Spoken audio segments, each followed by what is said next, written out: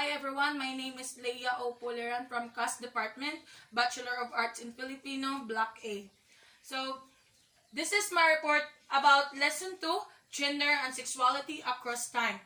Lesson objectives. At the end of the lesson, you should be able to first discuss the historical roots of our understanding of gender and sexuality, and the second is show appreciation of how this understanding evolved through times, affected various aspects of human life. Definition terms. So, patriarchy. Social system where men primarily holds power in the political and the private spheres. Patriarchy is from the Greek words patriarchis, which means the rule of the father. So, patriarchy ay pawang mga kalalakihan lamang ang nasusunod, at ang mga babae ay pawang taga-alaga lamang ng kanilang asawang lalaki at taga-alaga ng kanilang mga anak. So, next is feminism. Feminism is continuing series of social movements that aims to challenge the patriarchal society that create these oppressive political structures, belief at practices against women. Alam natin na marami ng kababaihan ang nagagawa ang mga ginagawa ng mga kalalakihan. Ngunit patuloy pa rin tayong nakikipaglaban na magkaroon tayo ng pagkakapantay-pantay sa kanila.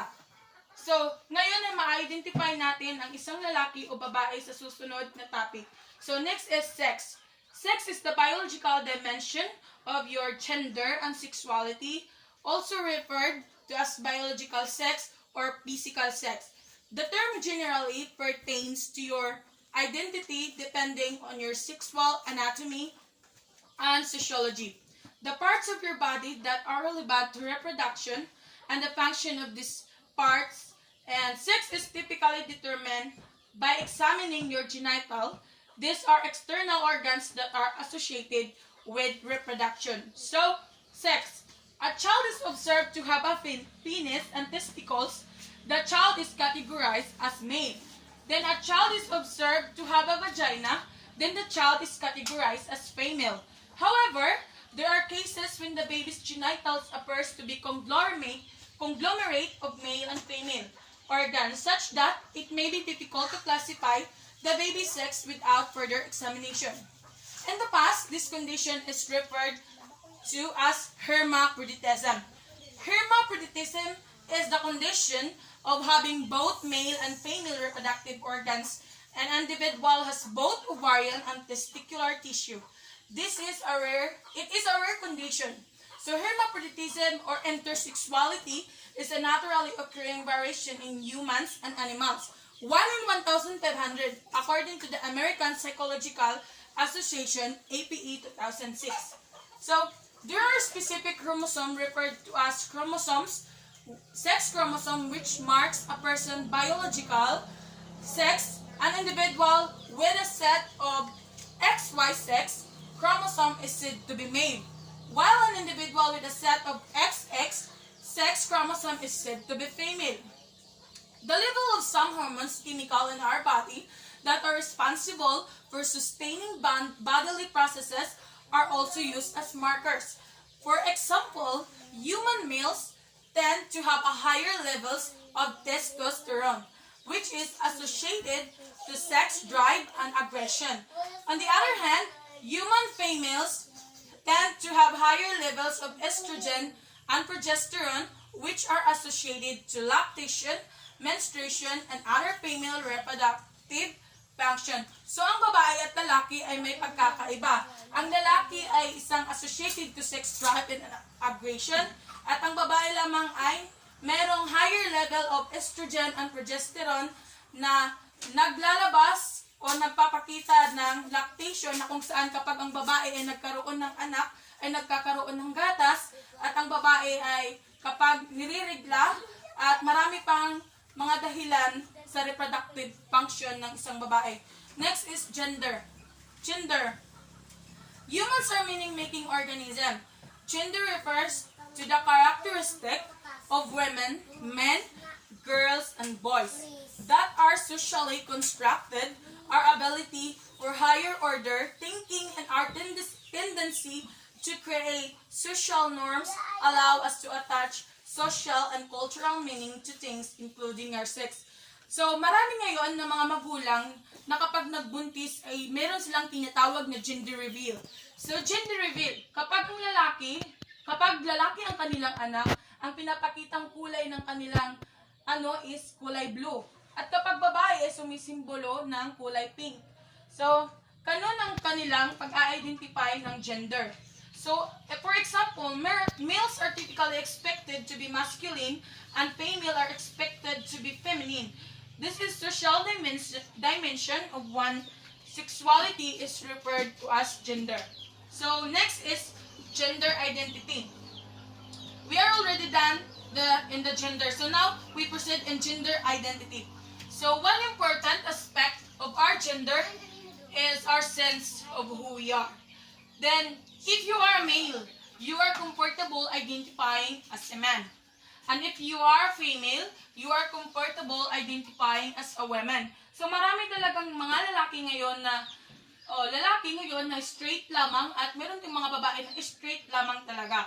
So, but there was many cases that man or women and are not comfortable to the gender they have. They are referred to as a transgender. So, women turns to trans man, men turns to trans women. Ang isang lalaki ay malalaman ng kanilang gender identity sa edad lamang na 6 na taong gulang. Mararamdaman nila kung saan sila nagkagusto. Ang isang bata, kapag nalaman niya na may kakaiba sa kanyang katawan, katulad na lang ng isang lalaki, ang isang lalaking bata ay natural na maglaro lamang ng isang baril-barilan. Ngunit malalaman niyang kakaiba na siya ay lalaki, ngunit naglalaro siya ng manika o mga pambabae na mga laruan. So, marami or mga babae at kalalakihan ay napupunta sila sa tinatawag na transgender. Ang women o ang babae ay mapupunta bilang trans man at ang lalaki ay mapupunta bilang trans women. Kasi merong mga lalaki na hindi comfortable sa katawan bilang isang lalaki at comfortable sila na magsuot o gumalaw bilang isang babae at meron namang mga babae na mas comfortable magsuot ng sa lalaki at mas comfortable sila kumilos bilang isang lalaki. Next is sexual orientation. Another aspect of our gender pertains to our emotional and sexual attraction to a person.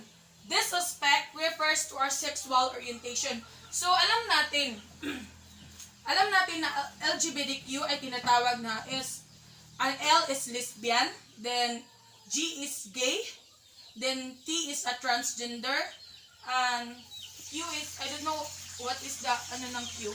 Pero, sexual orientation is, malalaman natin kung ano tayo through emotional. Sa feelings natin, kung ano nararamdaman natin. Merong isang lalaki na nagkagusto lamang talaga sa isang babae. At meron namang isang babae na talagang nagkakagusto lamang sa isang lalaki. Ngunit meron ding isang mga katangian ng isang babae talaga na nagkakagusto lamang sa babae. Yun ay tinatawag na lesbian. At meron ding mga lalaki na talagang nagkakagusto sa kauri nila na lalaki. At yun ay tinatawag na gay. Meron namang tinatawag na bi or bisexual. Sila ay nagkakagusto sa parehong kasarian, babae at lalaki.